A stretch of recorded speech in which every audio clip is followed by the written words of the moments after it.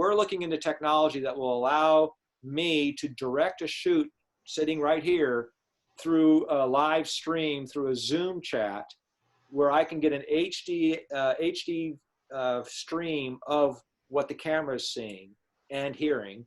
And I can, watch the take, and I can direct the candidate to, here's how I do that differently. We won't be able to do as much of the high concept stuff that, like, I've done ads with Stephen Phillips swimming the Hudson River. Like, that's a really hard thing to do.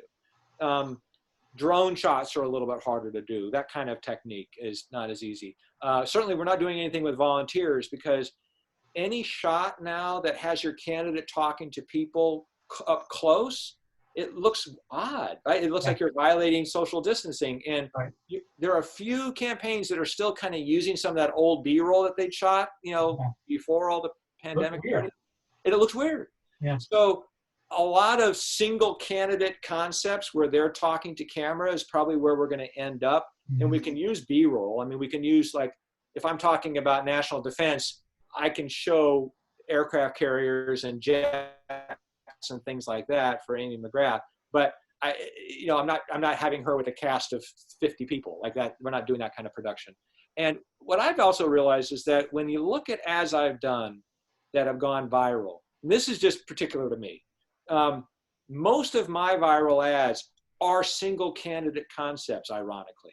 And I'd never really thought about it until I had to really start thinking about how this is going to impact my work. I had Jason Kander building an AR-15 blindfolded by himself. I had Valerie Plame driving a car backwards on a New Mexico desert road by herself. I had Amy McGrath talking to camera in front of a fighter jet by herself.